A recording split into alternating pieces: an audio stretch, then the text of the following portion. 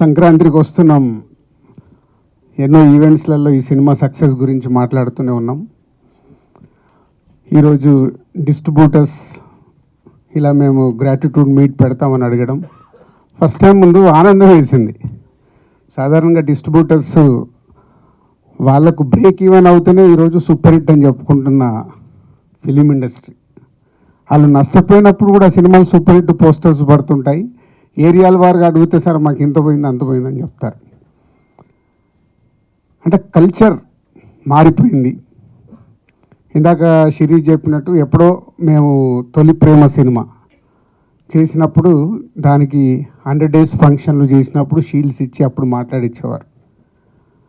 So ఈ distribution సిస్టమే మొత్తం మారిపోతూ ఏరియాకి ఇప్పుడు ఒకరో ఇద్దరో మిగిలితే గొప్ప అనే పరిస్థితికి వచ్చింది. ఎందుకంటే 90% ఫెయిల్యూర్స్ ఉండే ఇండస్ట్రీ ఇది. జస్ట్ 10% మన సక్సెస్ పర్సంటేజ్. ఒక డిస్ట్రిబ్యూటర్కి డబ్బు సంపాదించాలంటే ఆ సక్సెస్లో వచ్చే ఆ 10% దాంట్లో డబ్బు మిగులుతుంది. మన 90% పోయేది ఎవరు కనిపించదు. ఫెయిల్యూర్స్ వచ్చినా ఆ సక్సెస్ వచ్చినప్పుడే వాళ్ళు నిలదొక్కుంటూ ముందుకెళ్తూ ఉండాలి. ఇందాక మా శిరీష్ చెప్పాడు, ఎల్వీఆర్ గారు, శోభన్, హరి 2006 నుంచి బొమ్మరిల్లు టైం దగ్గర నుంచి మాతో జర్నీ స్టార్ట్ చేశారు. సక్సెస్లు ఉన్నాయి, మధ్య మధ్యలో మాకు అప్ అండ్ డౌన్స్ ఫెయిల్యూర్స్ ఉన్నాయి. అన్నీ తట్టుకుంటూ వాళ్ళు మాతో కంటిన్యూ అవుతూనే ఉన్నారు. అంటే 20 సంవత్సరాలు ఒక డిస్ట్రిబ్యూటర్ ఒక ప్రొడ్యూసర్తో కంటిన్యూ అవ్వడం అనేది నాకు తెలిసి ఫిలిం ఇండస్ట్రీలో వీళ్ళు తప్పితే ఎవరూ లేరు. ఒకప్పుడు భార్గవ్ ఆర్ట్స్ అన్న ఇలాంటి పెద్ద పెద్ద సంస్థలు అప్పుడు ఉన్నప్పుడు వాళ్ళతో కొందరు డిస్ట్రిబ్యూటర్స్ కంటిన్యూ అయ్యేవారు. ఆ కల్చర్ పోయిన తర్వాత వీళ్ళే ఇదే చివరిది కూడా అనుకుంటున్నాను నేను. ఇలా 20-25 years జర్నీ చేయడం ఒక ప్రొడ్యూసర్స్తో డిస్ట్రిబ్యూటర్స్ అనేది ఇంపాసిబుల్. ఎందుకంటే మా 30 years ఎక్స్పీరియన్స్లో కూడా 22 సంవత్సరాల నుంచి మేము ప్రొడక్షన్ స్టార్ట్ చేసిన తర్వాత 30 సంవత్సరాల మా డిస్ట్రిబ్యూటర్స్గా ఎక్స్పీరియన్స్. మాకు కూడా వెనక్కి తిరిగి చూస్తే 20 ఏళ్ళ నుంచి మాకు ఎవరైనా ప్రొడ్యూసర్స్ ఉన్నారని వెతికితే నాకు కనిపించట్లా.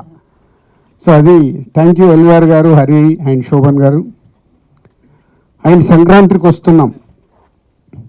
నేను ఒక ప్రెస్ మీట్ పెట్టాను, మీ అందరితో ఇంటరాక్ట్ అయ్యాను సంక్రాంతి రిలీజ్ ముందు. సో 2 సినిమాలు రిలీజ్ ఉన్నాయి, కమ్బ్యాక్ అవ్వబోతున్నామని.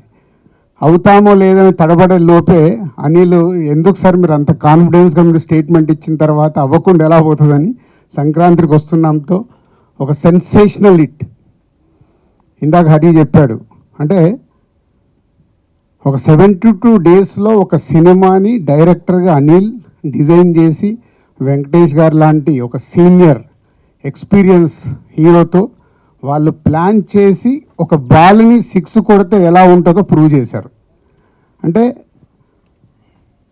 బడ్జెట్లు ఇంపార్టెంట్ కాదు, కథలే ఇంపార్టెంట్. కానీ ఇది మర్చిపోతాం.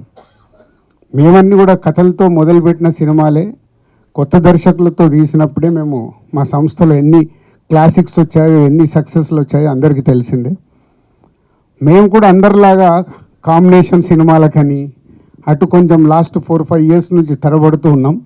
మళ్ళీ లేదు మా రూట్ ఇదే కరెక్ట్ అనేది అనిల్ మళ్ళీ మాకు ప్రూవ్ చేసి సరైన దారిలో రహదారి వేసిచ్చాడు.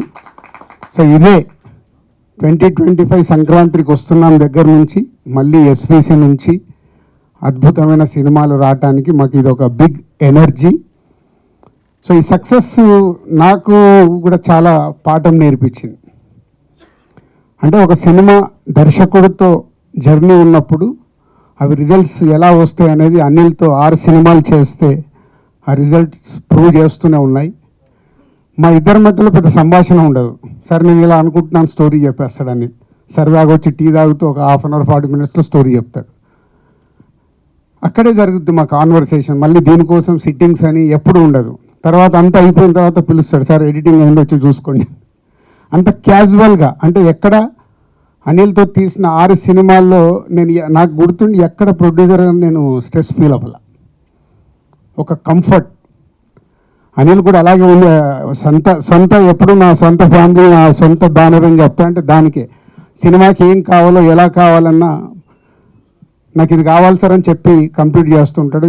ఇక్కడ ఈ సినిమాలో ఒకే ఒక పాట అడిగాడు, బ్లాక్ బస్టర్ సాంగ్ నేను బాగా తీయాలి సార్, దీనికి నేను అడిగిన బడ్జెట్ ఇవ్వండి అని.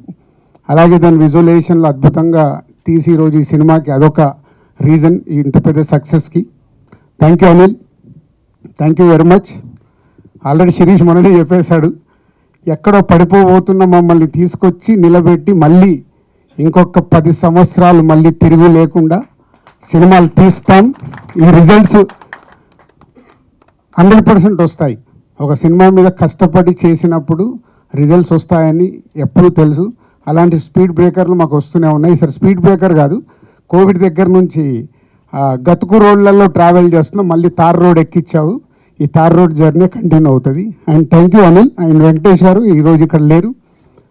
బట్ ఎప్పుడు నేను చెప్తుంటాను, ప్రొడ్యూసర్స్కి ఎలా సపోర్ట్ చేయాలి, ఒక హీరోగా సినిమాని ఎలా వేస్టేజ్ లేకుండా కంప్లీట్ చేయించాలి అనేది రామానాయుడు గారు అబ్బాయి కాబట్టి అక్కడి నుంచి వచ్చిన క్వాలిటీస్ అవి. సో ప్రొడ్యూసర్స్కి ఇచ్చే రెస్పెక్ట్ మామూలుగా ఉండదు. అందుకే వెంకటేష్ గారితో 4 సినిమాలు అద్భుతంగా చేయగలిగాం. సో థ్యాంక్ యూ సార్, మీ సపోర్ట్ మీరు ఇచ్చింది ఈ సినిమాకి. మేము వేరే స్ట్రెస్లో ఉన్నా ఎలాంటి స్ట్రెస్ లేకుండా సపోర్ట్ చేసి ఈ సినిమా ఇంత పెద్ద విజయం అవ్వటానికి కారణం మీరు కూడా. అలాగే all team, my technicians, my ఆర్టిస్టులందరికీ thank you very much. Thank you so